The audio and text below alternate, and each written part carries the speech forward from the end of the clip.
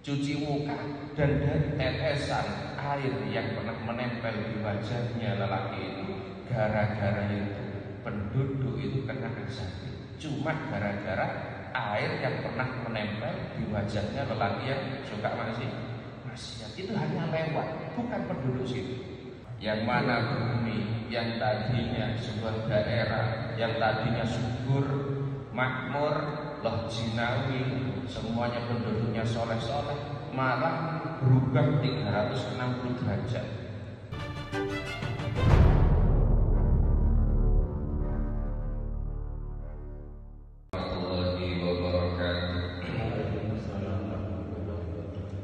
Alhamdulillahilladzi waffaqa man arada min ibadihi litafaqquhi fid-din, wassalatu wassalamu ala sayyidil mursalin wa ala alihi wa sahbihi ajma'in, amma ba'd.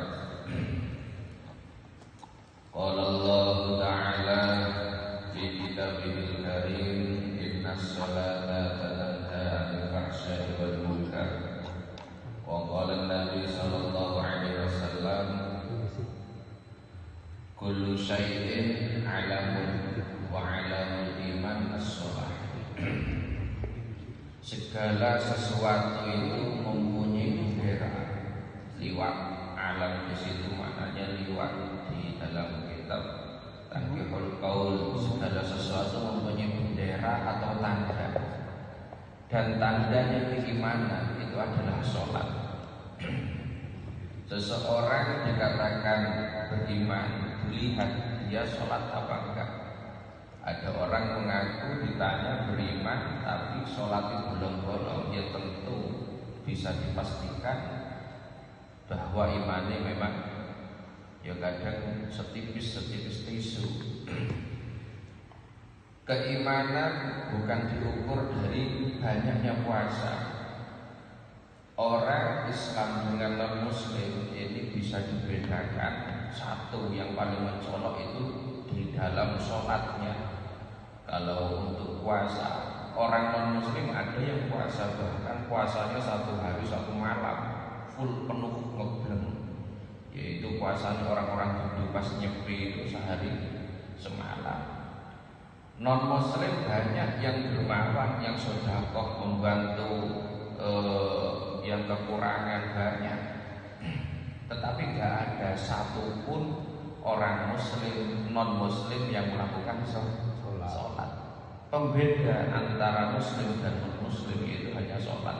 Maka dari itu benar-benar dijaga keluarga kita, anak-anak kita, istri kita, siapapun yang menjadi keluarga kita, yang menjadi tanggung jawab kita, itu harus benar-benar dijaga.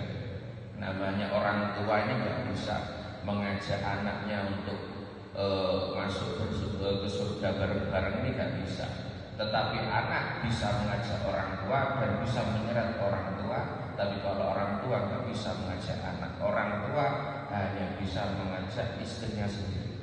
Anaknya itu mempunyai amal sendiri. Anaknya yang bisa mengangkat kita.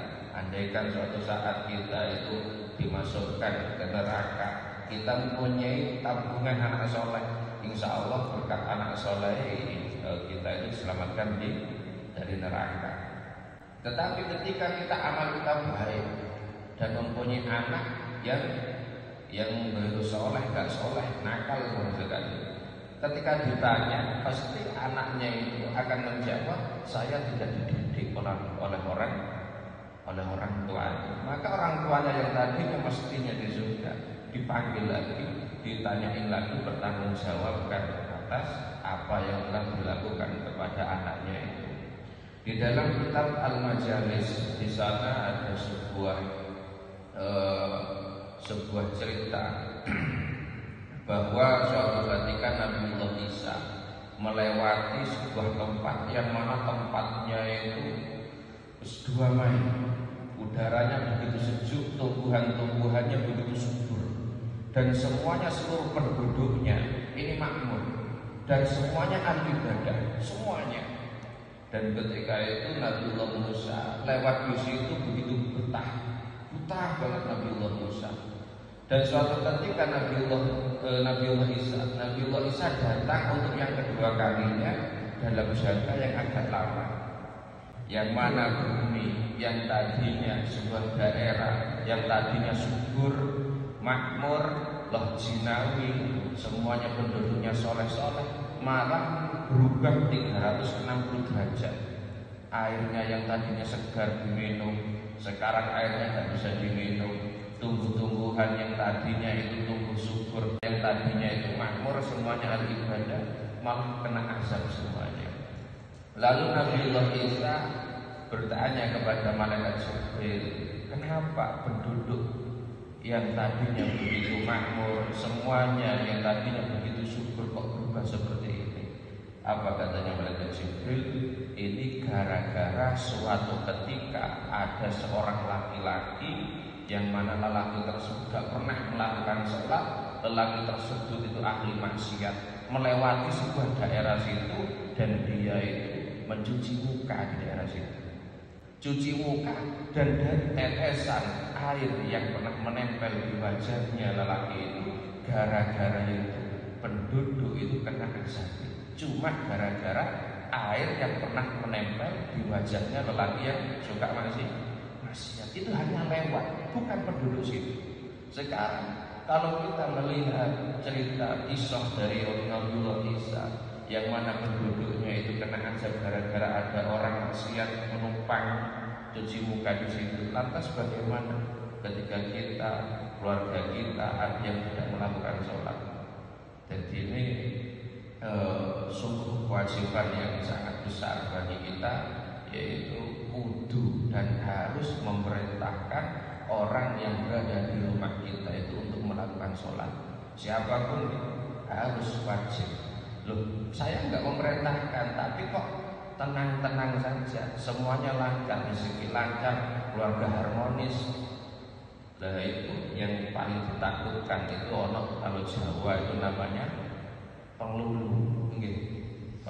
Penglulu itu dibiarkan dulu, tapi nanti siksaannya itu akan lebih pedih. Mudah-mudahan masalah sholat ini kita bisa dijaga.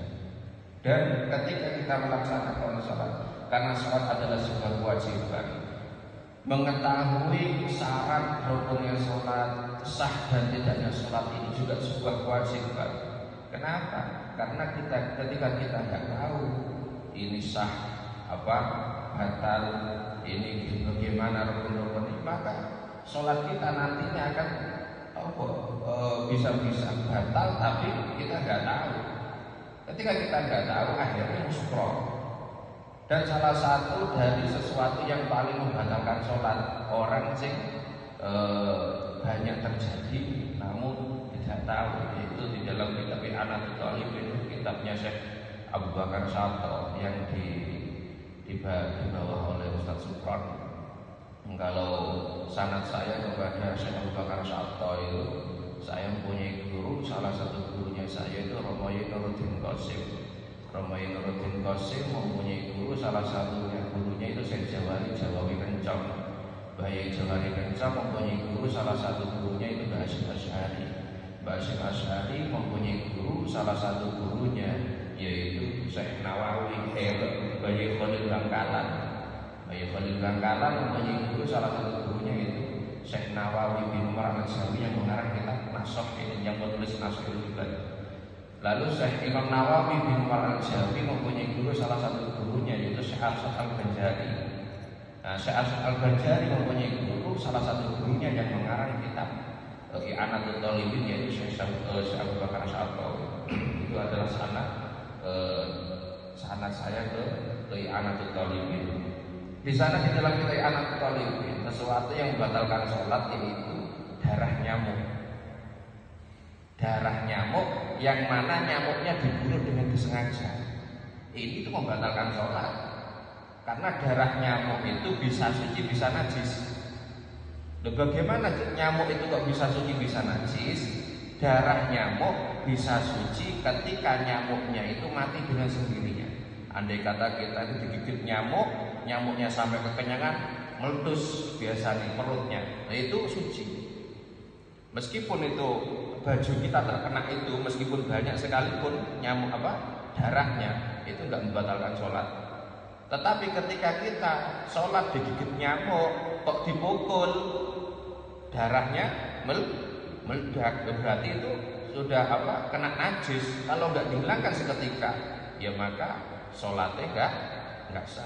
Itu kalau di kulit bisa, tapi kalau di nyamuk di baju kok dipukul, meledak darahnya di sini, maka bajunya najis. Ketika bajunya najis dibuat sholat, maka sholatnya nggak sah. Jadi ketika kita sholat terus banyak nyamuknya, ya sudah usah dipukul. Sedekah mawon tunggu nanti. Alhamdulillah kalau sekarang di masjid nggak bakalan ada nyamuk. Yang banyak itu angin. Anginnya nyamuknya nggak kuat sama angin ini bos.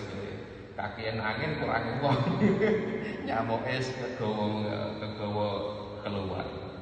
Jadi itu salah satu mubtilatus sholah, salah satu sesuatu yang membatalkan sholat, yang mana kita harus hati-hati, yaitu darah nyamuk yang dibunuh dengan disengaja.